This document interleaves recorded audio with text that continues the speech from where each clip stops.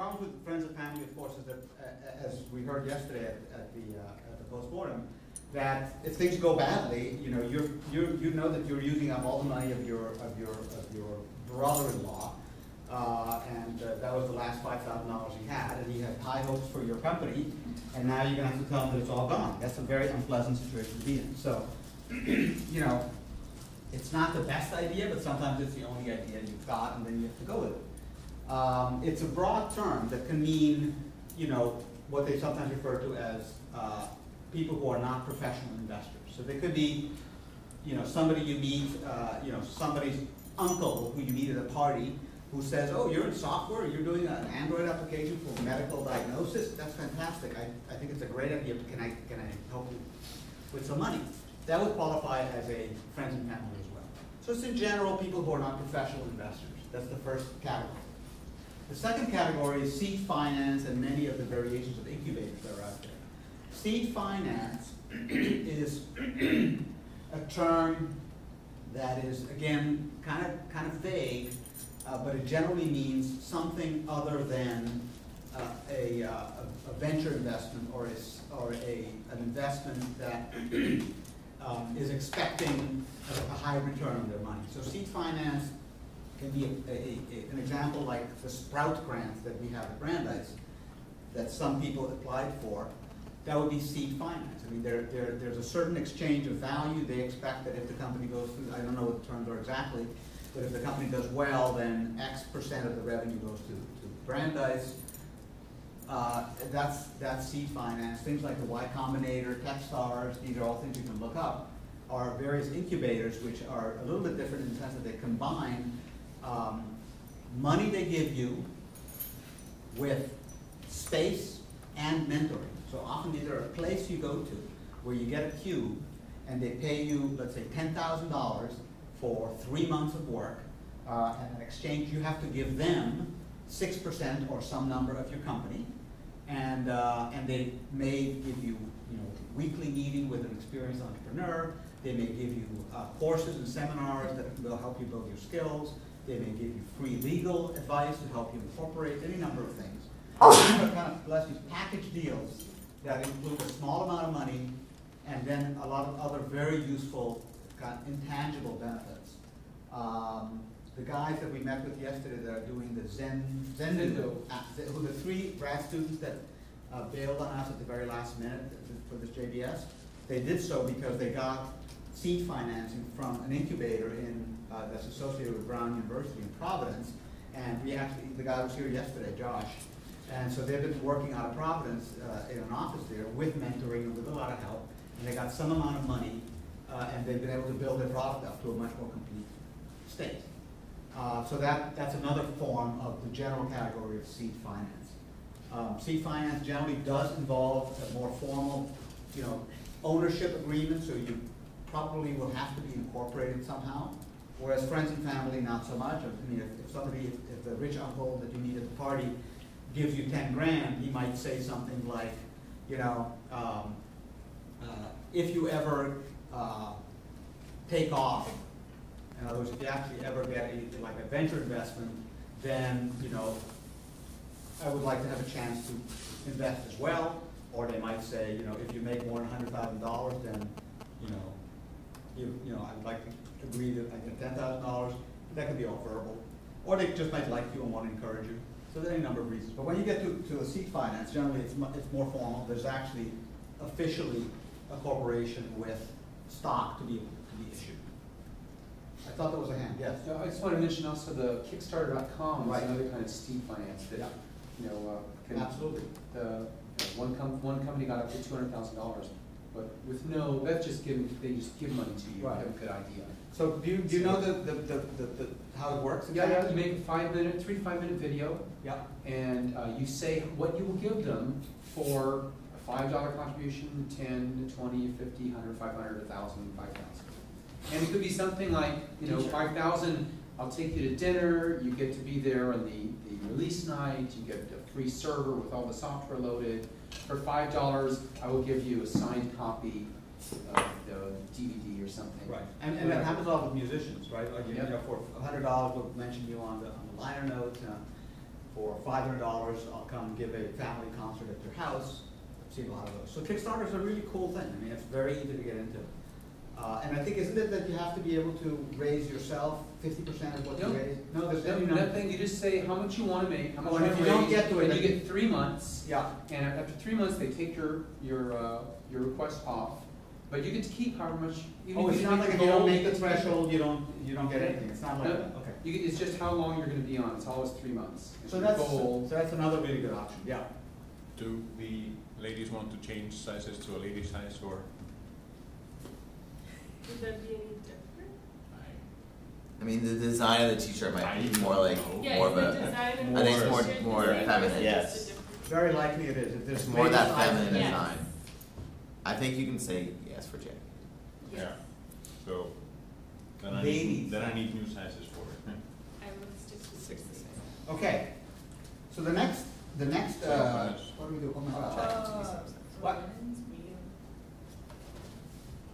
So that's seed and that's friends and family. And the next major category is venture capital. Oh, there's also angel investors, which is a euphemism for very wealthy people that personally want to invest in companies, and they are sort of at the high end perhaps of seed finance, although they may be doing seed finance as well.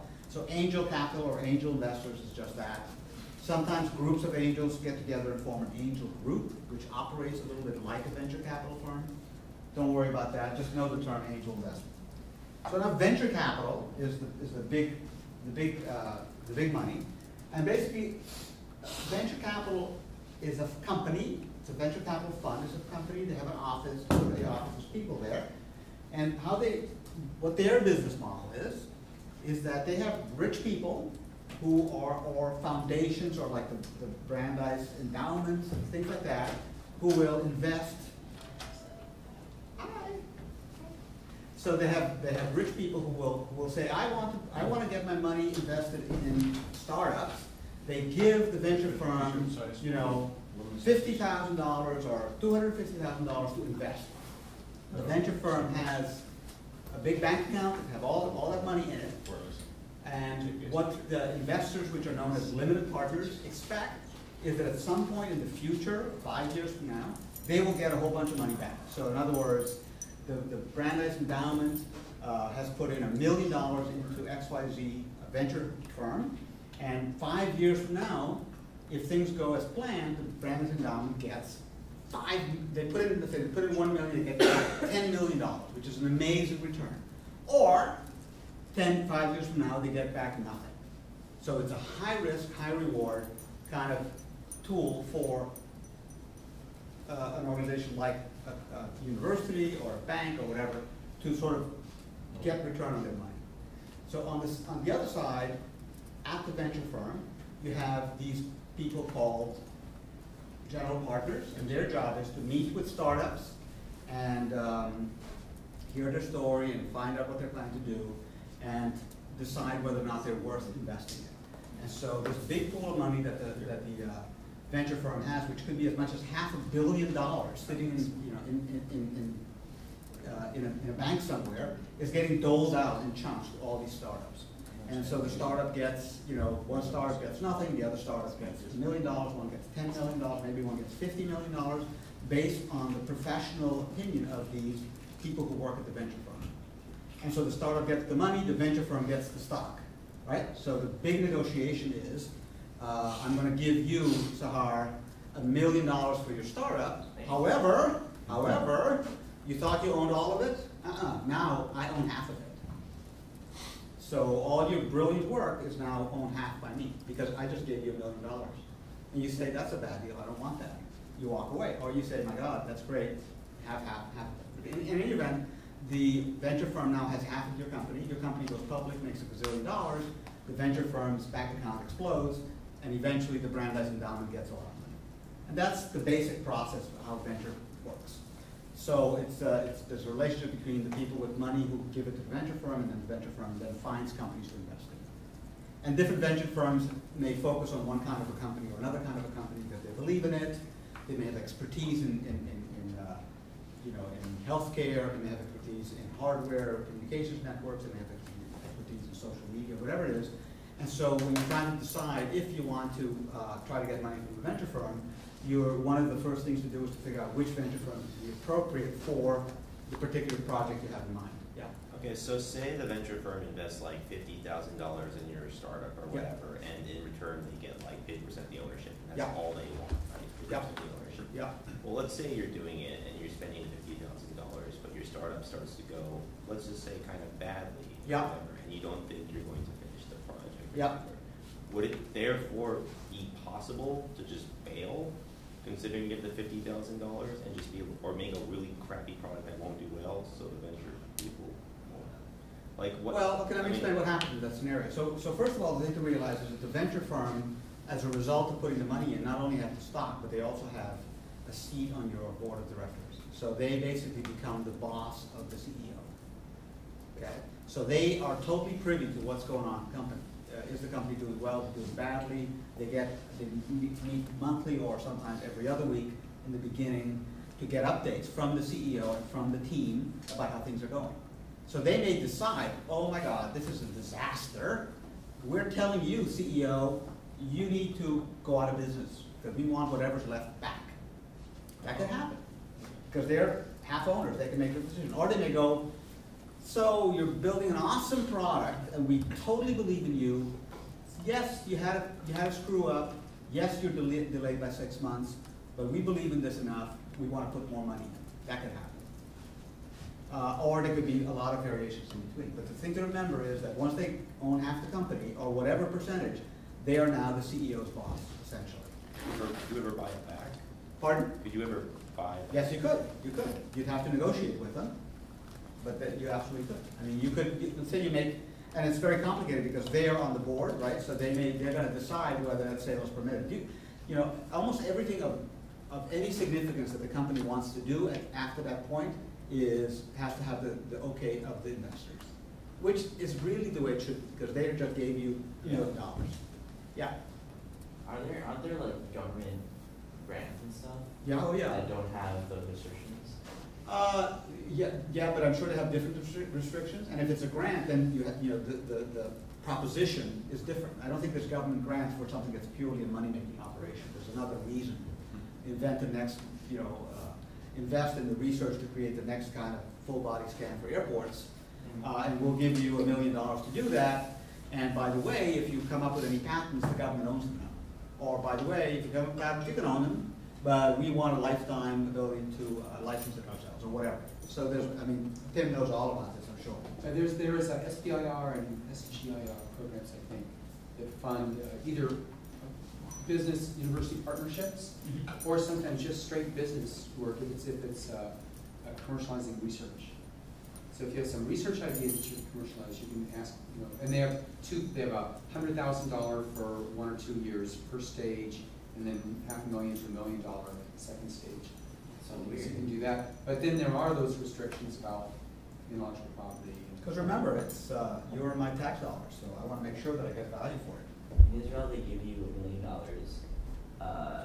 investment capital from the government if you are deemed worthy, and they ask in return is if you get rich, they get a percentage, but they don't hold equity. Yeah, I mean those are all legitimate models, and they all have their people thinking about it strategically and forecasting. Well, that's going to motivate the entrepreneurs, and so we're going to get better people here instead of having to move to the U.S. or Europe. And it's all people trying to, forecast behavior and try to influence it in the way they want it. Yeah. What's the term bootstrapping? Bootstrapping means when you try to create a company without taking any investment. So in other words, 2 people get together, I saved $1,000, you saved $1,000, we use that to buy a computer, we decide to work for free, live at our parents' house for 6 months, and see if we can make it go. That would be bootstrapping. Or conversely, we have 2 people that have made a lot of money. Pardon? That's what we're all doing.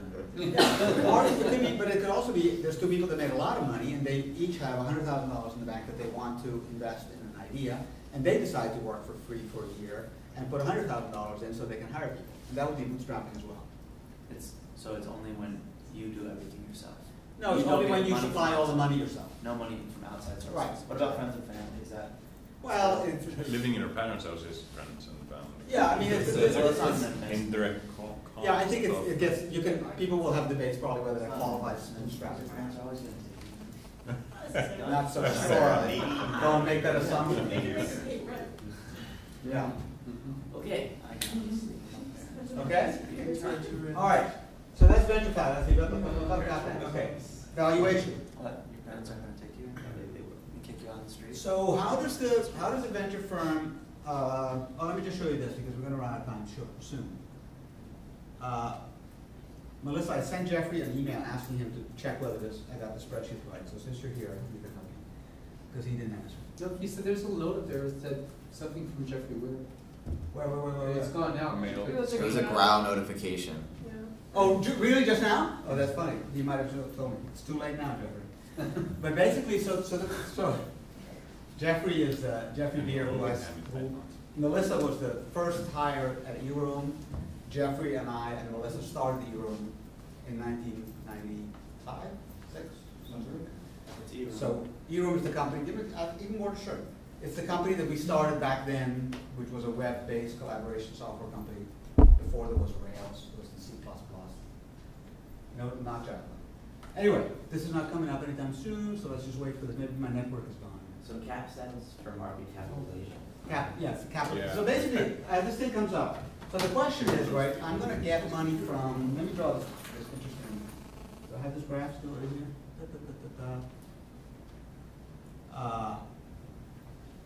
So I have a company, or let's say you have a company. Cool. Nice. Okay, and I have $100,000 I want to invest in your company. I'm going to decide. We're going to discuss about how much of your company I get to own, right?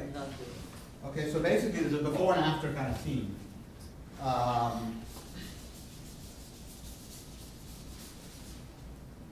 So we have M Corp. Okay, and it has one person. And then there's Pito. And I'm going to give you $50,000. And I'm going to get in return, so now time passes, and I'm going to get in return some percentage ownership. Is that stock? Yeah, stock. I'm going to get some, so let's say you have 1,000 shares of stock. I'm going to say I want 500 shares. I want half of it. And you're going to debate with that. So what percent of ownership do I get for $50,000? Your company. You get 3%. Okay, all right. I'm not going to take that deal, but we'll go along with it. Well, you don't know my company. Pardon? You don't know about my company. But that's right. But I'll find out before I give you the money. So I get 3% ownership. That's a pretty fair deal, in my opinion. Okay. So here's the interesting thing. Now we have M Corp, the same thing as before, and we have an additional $50,000 in bank. Right? Because this money is not going to you, it's going to M Corp. Yeah. If it went to you, so the $50,000, it's the old corporation plus $50,000. Is some number. This number is X. Right? And we're going to say that X times 3% equals $50,000. Because I got for $50,000, I got for $50,000, I got 3%. So somebody with a calculator tell me what? 1.6 million. 1.6. So X is 1.6 million. 6 million. Huh? Yeah, Okay, so 1.7 million. Huh? 1.7 million. $1.7 million. Okay? So far, so good? That means that this, before the $50,000, was worth $1.65 million. 1.6595. $1.695 million. Because I added 50,000, I got 1.7. And I know 1.7 is right because 3%,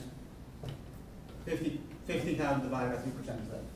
So this puppy here, you're claiming, was worth 1.695 million before I even got into the picture. That's right. Okay?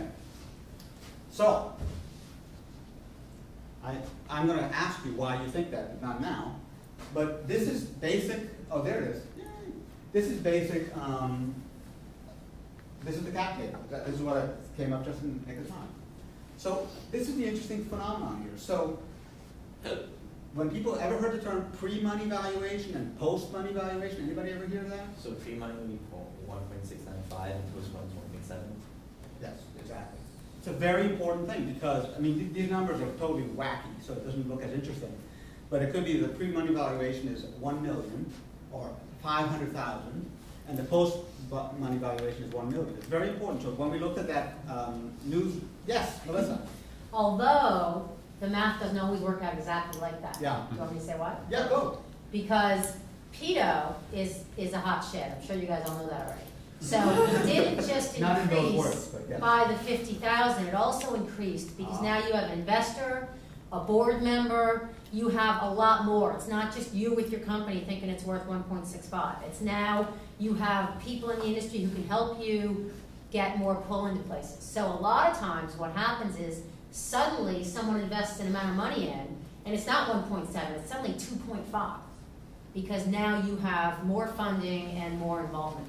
So they play with the numbers. Very much, yes. So Steve Jobs could come into a company, basically increase its value without him putting any money in and get some shared ownership. Of course, absolutely. Yeah, absolutely, yes. So there's no, and by the way, this, when people talk about rounds, how many rounds, this is a round of investment. This is one event where money comes in, and the cap table, which is the very important little spreadsheet that every company has, this is very, very simplistic. The cap table changes when there's another round. The number of shares that are around, the percentage ownership. Eric and Erica started this company. They both put $10,000 in, but and this is a spreadsheet you can put numbers into. And now they take the first round of money. So the venture capital comes in. He puts in $100,000. He gets 50%, and you can see how this calculation all flows back. And that's how we can figure out that this venture capitalist is deciding to believe that this company started by Eric and Erica was worth $50,000 before the money came in. And so this is a very important question. And the same thing happens in a more elaborate way here, because now suddenly there's Eric, Erica, and the VC. There are three owners, and you take another investment in a year, and now there'll be more owners, and the thing gets progressively more complex. Whoa. If each of them put in $10,000, Yeah. how does that up to 50,000? Because they put in $10,000 on January 1st, the investor came in December 1st. Okay. And whatever they did during that time increased the value of the enterprise. Why? Because there's new ideas, there's customers, there's intellectual property, all those things have happened in that year. Sure. But if the investor gives $100,000 Yeah. for 50% ownership stake, Yeah. that means that she believes that the company's worth $200,000 pre-valuation, not $50,000. I have to go through the math here.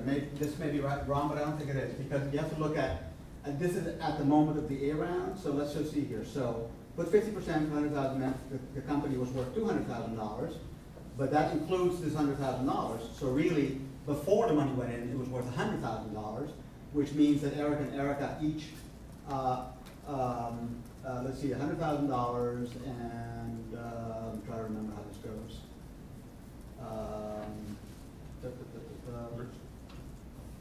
They each own 25%. Yeah, that makes sense. So they own 50%, the VCs own 50% for 100. Eric and Erica both own the other 100, and so by math, it means that they now own 25% of it. Now, why is this $50,000? Damn good question. I don't remember. This might just be. Oh wait. Okay. So if just made up. if the VC gives $100,000 for 50%, that means that they think that this is just a mistake. the company is worth $200,000 for 100%, but right. Minus the $100,000 right. they put in, right. gets it down to 100,000. Exactly. And then 50% of that is 50. Exactly. Exactly. And that's how they went from being owners of 100% of the company to only half the company. Yeah. And of course, if the venture guy said, you know what, I'm going to only put in. Hopefully this is an input. I'm only going to put in $50,000, and but I believe, so that's a calculation. but for that, I'm going to still get 50%, then, I mean, I probably messed up the form. No, it's form. That's fine. It looks alright. Oh yeah, because they still don't fit, but everything's gone down, okay? And if, I get 50%. pardon? The amount you put in. No, that doesn't make sense. Pardon? That doesn't make sense given our prior math. Because? This is it. Because you end up with $100,000. Yeah. You subtract the $50,000 in cash that you gave right away. Yeah. Which leaves you with $50,000. Yeah. And you're saying that $50,000 is worth 50% of the company. Right. So then the full company should also be worth $100,000. Right. And therefore you're adding $50,000 and the company's still worth the same at the end, which actually makes sense. Yeah, pre-money should be $100,000. Yeah, because, and No. no, No. it was worth 50, we put in 50, and now it's worth 100. That makes sense, and 100 corresponds to half the company, which means, because when it's 50%, it always works that way. 50% makes it, when there's two parties, it ends up looking that way. If this was, instead of 50%, it was, yes, Taha. Eric and Erica's percentages are before. Well, they're before and then they're after. They Those change. are after, the 25 are after? Yeah. Then it all makes sense. Yeah. Yeah. If the VC didn't believe the thing was worth a lot, then I say, you know, for $50,000, I want to own 75% of the company. Right, so putting the money in is the thing that makes that number go up at the bottom. Right. So it's almost like you valued the company to get the money at that number that's now 16,667. And that's what determines what percentage they get by the investment. Yeah, see now Eric and Erica are hosts, which makes sense because the investor said, 50 grand, I want to get 3/4 of the company. Because what does that mean? That means that I think that the company is really only worth this. Because you really haven't coded all that much. The idea is not that great. You know, it's only that. And now Eric and Erica say, listen, I don't want that. I want to go to somebody else. And this is the negotiation that happens when you're trying to get an investment. How hard are venture capitalists? They're hard to come by in the tech industry. Or Yeah. Well, they're hard. They're everywhere, but are they they're really hard. profitable? Pardon? Is it profitable to become a venture It capitalist? has been lately. I don't know if it is as much. I mean, that's a whole other story about how they make their money. There's fees within fees. I think they're all very wealthy. They all have mile-long driveways and humongous houses and whatever. So it's, but whether it's because remember, there's two parties. There's two parties involved here. There's the venture capitalists, and then there's the limited partners, the Brandeis Endowment, etc. The Brandeis Endowment may not be making any money because venture is not making money, but that does not mean that the employees of the venture firm are not making a ton of money because they got it's all real. Okay, so I'll leave it here, and then any final questions? There was a little bit more that I had, but I think we covered it by osmosis. What does that mean? What does osmosis mean? You covered it by osmosis. What does that mean? I covered by osmosis. What I mean is that I said it between the lines. I talked about, I did talk about intellectual property. It's the only thing I didn't get to in the last book. But I think we should stop. Yes? I would like, I'm still not sure what going public or. Yes, let me just quickly tell you what happens. So here's the trick. So I have my company, right? Peter's House Incorporated. And you know me, and so I'm telling you, you can buy a share of stock, you can buy 10% of the company for $1,000. And you know me, and so you say, cool. I think I want to buy stock. You can buy stock in my company for $1,000. And I know you know me, I'll say the stock. But if I want to go another step, if I want everybody in the US or everybody in the world to be able to buy stock in the company, now they're not all going to be able to find out about whether I'm a good guy, I can lie about my financials, I can make stuff up. And so I'm not really allowed legally to make my stock available to any random person in the world. If I want to do that, I want to go public. And when I go public, it means that there's all kinds of regulations and rules that come into making sure that I'm honest about what my company's doing, what it's worth, and so on, so that an anonymous person in London can make an assessment and make have a fair judgment about what my company's worth.